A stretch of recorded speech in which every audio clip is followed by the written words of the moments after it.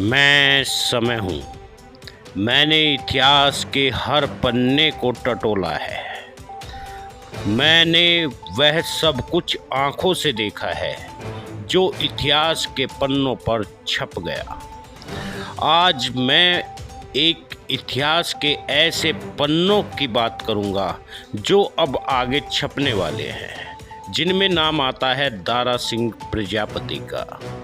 मेरठ के रहने वाले दारा सिंह प्रजापति हमेशा समाज की लड़ाई लड़ते रहे हैं, जिन्होंने यह लड़ाई पूर्व काल में शुरू की और 20 से 25 साल की उम्र में ही वह समाज की इस लड़ाई में कूद पड़े, जिन्होंने हमेशा बड़ी बड़ी जनसभाओं को संबोधित करते हुए समाज को जगाने का अथक प्रयास किया।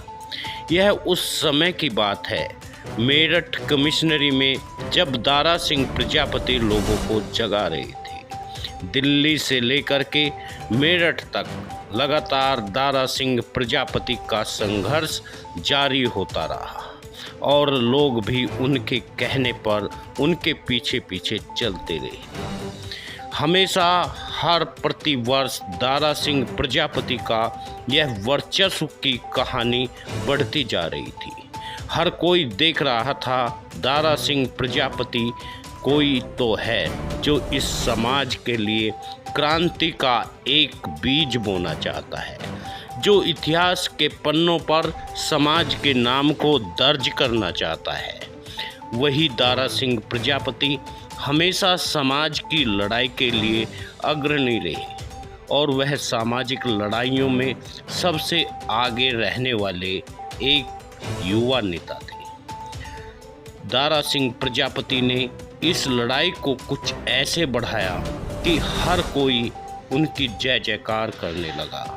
निस्वार्थ, धैर्यवान और लालच रहित यह नेता हमेशा समाज की लड़ाई को आगे बढ़ाता रहा और शासन और प्रशासन और कुशासन के खिलाफ हमेशा आवाज़ बुलंद करता रहा।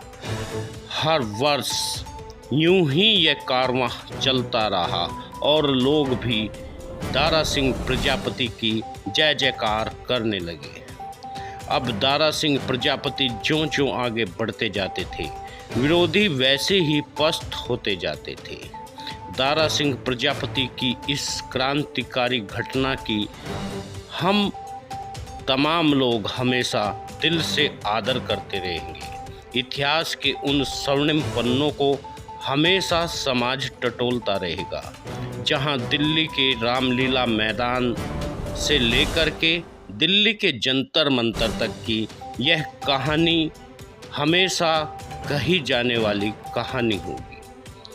दारा सिंह प्रजापति अब राष्ट्रीय प्रजापति महासभा के राष्ट्रीय अध्यक्ष बन गए और उन्होंने समाज की लड़ाई को आगे बढ़ाने का जो काम किया, फिर पीछे मुड़ने का नाम ही नहीं लिया।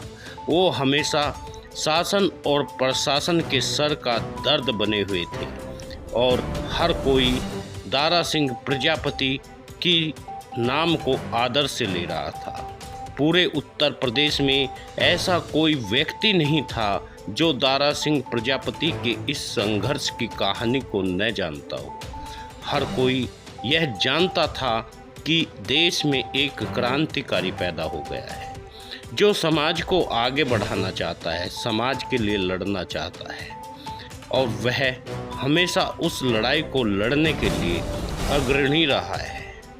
दारा सिंह प्रजापति यूं ही आगे बढ़ते रहे। बात उस समय की है जिस समय दारा सिंह प्रजापति ने बैरिकेड से चढ़कर दिल्ली की सरकार को यह चेता दिया कि जो रोकना चाहता है मुझे रोक लो। फिर उसके बाद जो कहानी शुरू हुई, उस कहानी को भी हमें लगता है कुछ देर के लिए उसके बारे में सोचना चाहिए। आखिर दारा सिंह प्रजापति की इस कहानी के पीछे क्या रहा कि जैसे ही मेरठ पहुँचे और मेरठ पहुँचते ही दारा सिंह प्रजापति के फार्म हाउस पर बुलडोजर चला दिया। यह सन 2023 की घटना रही। 2024 में फिर दारा सिंह प्रजापति ने हुंकार भरी और समाज के लोगों को लेकर के दिल्ली से नहीं बल्कि पूरे देश में यह आवाज़ उठने लगी और दारा सिंह प्रजापति को वहाँ एक बैंक्वेट हॉल में घिराव करके नज़रबंद कर दिया। बात दरअसल उस समय की है जिस समय दारा सिंह प्रजापति संकल्प यात्रा को लेकर के सहारनपुर, मुजफ्फरनगर, हरिद्वार से होकर गुजरे तो फिर उन्हें रोक लिया गाज़ियाबाद में, और गाज़ियाबाद के साहिबाबाद में जिस कदर लाठीचार्ज हुआ वह तमाम देश ने देखा। पहली बार समाज के ऊपर लाठी का प्रहार होता गया, लेकिन यह क्रांति युवाओं के नस नस में भर गई। अब यह तो देखने वाली बात होगी जिस समाज को लाठी डंडों से पीटा गया हो, जिसके युवाओं की हड्डियां तोड़ दी गई हो और जिसके बच्चों के सर को फाड़ दिया गया हो और उनके 15-15 टाँके लगाए गए हों। वह कौन व्यक्ति होगा जो जलालत के उस नज़रिए पर उतर जाएगा कि उसके हृदय में दर्द ना हो? ऐसा कौन व्यक्ति होगा जो अपने लाल को अपने सामने पिटते हुए देखने के बाद भी चुप रहेगा? उसके बाद खिलाफत हुई तो वह भारतीय जनता पार्टी की हुई और समाज के लोगों ने एक मोर्चा खोल दिया। अब की बार 2024 के चुनाव में हम भारतीय जनता पार्टी को वोट नहीं देंगे। ऐसा कोई भी व्यक्ति नहीं था जिसने यह संकल्प न लिया हो। केवल चंद वे लोग जिनके अंदर दिल नहीं होता, जिनके अंदर हृदय नहीं होता, भले ही वे खिलाफत करते हुए कुछ नजर आए हो। कुछ जयचंद तो सभी जगह होते हैं, लेकिन अधिकतर समाज के लोग एकजुट हो गए और उसके बाद बहन कुमारी मायावती ने दारा सिंह प्रजापति को कहा, जाओ इस लड़ाई को लड़ो। मुजफ्फरनगर लोकसभा सीट से दारा सिंह प्रजापति को फिर चुनाव में उतारा गया। अब लगातार उनका कारवां बढ़ता गया और यह कारवां कुछ इस तरह से बढ़ रहा था। भारतीय जनता पार्टी की नींद लगातार हराम होती हुई दिखाई देती थी। हर कोई कह रहा था अब की बार दारा सिंह प्रजापति चुनाव जीतते हुए नजर आ रहे हैं। हर किसी की जुबान पर यही था, लेकिन इतिहास के इन पन्नों को हमेशा संजोए रखना हर किसी का फर्ज भी है, हर किसी को इन्हें संजो कर रखना भी है। और समाज के उन लोगों को आह्वान मैं हमेशा करता रहूँगा, वे जो बच्चे साहिबाबाद में पीटे गए, जिनके सर पर लाठियाँ लगी, जिनके पैर और हाथ तोड़ दिए गए, उन लोगों को एक बार याद कर लीजिए। याद कर लीजिए वो मंजर जब समाज के लोग सड़कों पर अपना खून बहा रहे थे।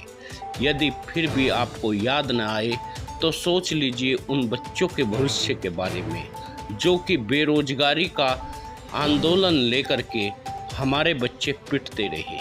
सोच लीजिए उस अन्नदाता के बारे में जो सड़कों पर लाठी खाता रहा।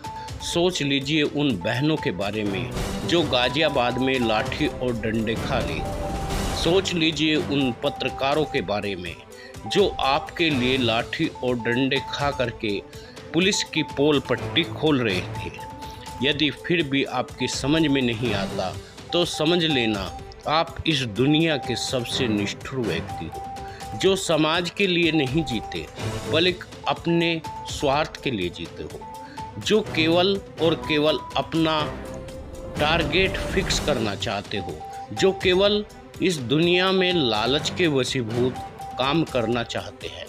आज दारा सिंह प्रजापति यदि बहुजन समाज पार्टी की ओर से चुनाव लड़ रहे हैं, हर समाज के व्यक्ति का फर्ज होता है कि उनका साथ दे। यदि साथ रहोगे तो आप सैनिक कहलाओगे, और यदि आप मुकर गए, विरोध किया, तो इस देश में आप गद्दार कहलाओगे, जयचंद कहलाओगे या विभीषण कहलाओगे, लेकिन समाज आपको कभी माफ़ नहीं करेगा। क्योंकि आज वक्त उन लोगों पर आया है जो लोग आपकी लड़ाई लड़ते रहे। उनके हाथ मजबूत करने का वक्त आता है, तो हम सबको उनके हाथ मजबूत करना चाहिए। बिना किसी लालच के उनके हाथों को मजबूत करके इस समाज की लड़ाई को आगे बढ़ाना चाहिए। यदि आज भी हम चूक कर गए, तो फिर समझ लेना सदियों की गुलामी हमें सहनी पड़ेगी, और इस गुलामी का वो मंजर होगा। क्योंकि राजा बनने के लिए अब कुछ नहीं लगता है, राजा बनने के लिए अब वोट चाहिए, और वोट आपकी हर उंगली में है, आपके प्रचार और प्रसार में है। हर समाज के उस व्यक्ति को आपको लाना होगा जो आपके समाज से ताल्लुक़ रखते हैं, जो आपके समाज के समकक्ष है। जिस दिन आप यह बात समझ जाओगे, तो समझ लेना आपकी गुलामी की बेड़ियां टूटने शुरू हो जाएगी। और ये बेड़ियां तभी टूट सकती है जब दिल्ली में बड़ी पंचायत में आपका व्यक्ति बैठा होगा, आपकी आवाज़ को बुलंद करता हुआ नजर आएगा। ऐसे में मुझे लगता है दारा सिंह प्रजापति इस चुनाव में बड़ी फाइट कर रहे हैं। बस ज़रूरत है आपके साथ की, आपके सहयोग की। हर कोई आकर के सहयोग देना शुरू कर दे। एक एक रुपये से इस देश में करोड़ों रुपया इकट्ठा होता है, और थोड़े थोड़े सहयोग से दुनिया में और समाज में एक बड़ा अंबार खड़ा हो जाता है।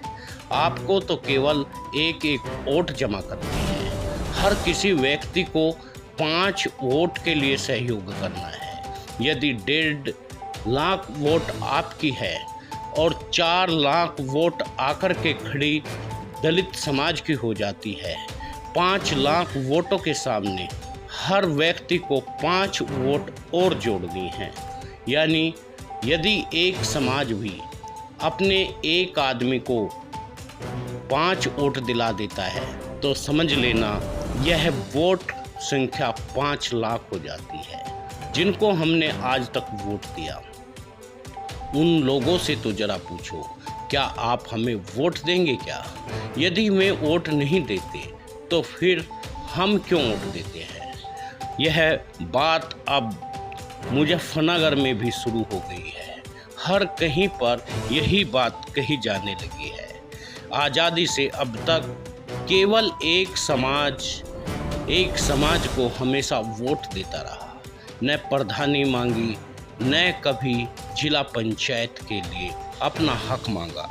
लेकिन पहली बार अब मुजफ्फरनगर में समाज के लोग अपने भाई नेता दारा सिंह प्रजापति के लिए लोग वोट मांग रहे हैं। आप सभी लोगों से